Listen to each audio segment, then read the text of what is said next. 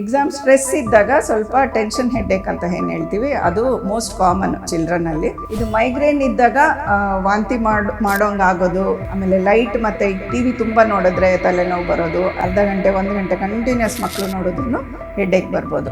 Danger ಇದು ಏನಂದರೆ ಮೆದುಳು ಜ್ವರ. ಮಕ್ಕಳಲ್ಲಿ ತಲೆನೋವು ಬರೋದು ಅಪರೂಪ, ಆದರೆ ಕೆಲವು ಸಂಗತಿಗಳಲ್ಲಿ ಬರಬಹುದು. ಈಗ ಮೇನ್ ಏನಂದರೆ ಎಕ್ಸಾಮ್ ಸ್ಟ್ರೆಸ್ಸು. ಎಕ್ಸಾಮ್ ಈಗ ಮುಗ್ದಿದೆ ಎಲ್ಲ ಮಕ್ಕಳಿಗೂ. ಎಕ್ಸಾಮ್ ಸ್ಟ್ರೆಸ್ ಇದ್ದಾಗ ಸ್ವಲ್ಪ ಟೆನ್ಷನ್ ಹೆಡ್ಡೇಕ್ ಅಂತ ಏನು ಹೇಳ್ತೀವಿ, ಅದು ಮೋಸ್ಟ್ ಕಾಮನ್ ಚಿಲ್ಡ್ರನ್ನಲ್ಲಿ. ಸೊ ಎರಡನೇದೇನೆಂದರೆ ಮೈಗ್ರೇನ್. ಇದು ಮೋಸ್ಟ್ ಪ್ರಾಬ್ಲಿ ಹೆರಿಡಿಟ್ರಿ ಥರ ಇರುತ್ತೆ. ತಂದೆಗೋ ತಾಯಿಗೋ ಮನೇಲಿ ಬೇರೆ ಯಾರಿಗಾದ್ರೂ ಅಕ್ಕ ತಂಗಿಯರಿಗೋ ಅಣ್ಣಂದಿರಿಗೋ ಯಾರಿಗಾದ್ರೂ ಇದ್ದರೆ ಮಗುಗೆ ತಲೆನೋವು ಮೈಗ್ರೇನ್ ಹೆಡ್ಡೇಕ್ ಬರ್ಬೋದು. ಇದು ಮೈಗ್ರೇನ್ ಇದ್ದಾಗ ವಾಂತಿ ಮಾಡೋಂಗೆ ಆಗೋದು, ವಾಂತಿ ಆಗೋದು, ಆಮೇಲೆ ಲೈಟ್ ಮತ್ತು ಟಿ ವಿ ತುಂಬ ನೋಡಿದ್ರೆ ತಲೆನೋವು ಬರೋದು, ಅದೆಲ್ಲ ಮೇನ್ ಕಾರಣ.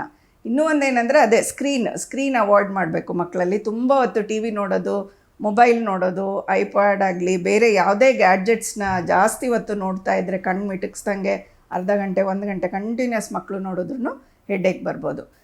ಮೂರನೇ ಮೇನ್ ಕಾರಣ ಏನಂದರೆ ಇನ್ಫೆಕ್ಷನ್ಸು. ಇದು ಕಾಮನ್ ಕೋಲ್ಡ್ ಅಂತ ಏನು ಹೇಳ್ತೀವಿ, ನೆಗಡಿ ಕೆಮ್ಮು, ಅದಾದರೂ ಬರ್ಬೋದು. ಸೈನ್ಯೂಸೈಟಿಸ್ ಆದ್ರೂ ತಲೆನೋವು ಬರ್ಬೋದು. ಡೇಂಜರ್ ಇದು ಏನಂದರೆ ಮೆದುಳು ಜ್ವರ, ಮೆನಿಂಜೈಟಿಸ್ ಅಂತ ಏನು ಹೇಳ್ತೀವಿ. ಮೆದುಳು ಜ್ವರ ಬಂದರೆ ತಲೆನೋವು ಜೊತೆಗೆ ವಾಂತಿ, ಫೀವರ್, ಹೈ ಫೀವರ್ ಬರುತ್ತೆ, ತುಂಬ ದಿವಸ ಇರುತ್ತೆ. ಆಮೇಲೆ ಮಗು ಕಾನ್ಷಿಯಸ್ನೆಸ್ ಎಫೆಕ್ಟ್ ಆಗುತ್ತೆ, ತುಂಬ ಸುಸ್ತು, ಎಚ್ಚರ ಇಲ್ದಂಗೆ ಆಗೋದು, ಆ ಥರ ಎಲ್ಲ ಇದ್ದರೆ ಮೆದುಳು ಜ್ವರ. ಸೊ ಅದು ವಾರ್ನಿಂಗ್ ಸೈನ್. ಅದೆಲ್ಲ ಇತ್ತು ಅಂದರೆ ದಯವಿಟ್ಟು ಡಾಕ್ಟ್ರ್ ಹತ್ರ ತಕ್ಷಣ ಕಾಣಬೇಕಾಗತ್ತೆ.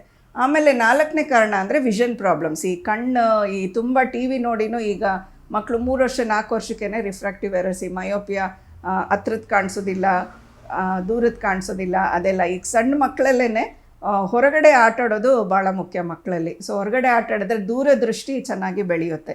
ಸೊ ವಿಷನ್ ಪ್ರಾಬ್ಲಮ್ಸ್ ಇದ್ರೂ ತಲೆನೋವು ಬರ್ಬೋದು. ಇನ್ನೊಂದು ಕಾರಣ ಅಂದರೆ ಡಿಹೈಡ್ರೇಷನ್ನು, ಇಲ್ಲ ತುಂಬ ಹೊಟ್ಟೆ ಹಶ್ವಾಗಿದೆ ಮಗುಗೆ, ನೀರಿನ ಅಂಶ ಕಡಿಮೆ ಇದೆ, ಎಲೆಕ್ಟ್ರೋಲೈಟ್ಸ್ ಎಲ್ಲ ಕಡಿಮೆ ಇದೆ ಅಂದ್ರೂ ತಲೆನೋವು ಬರ್ಬೋದು.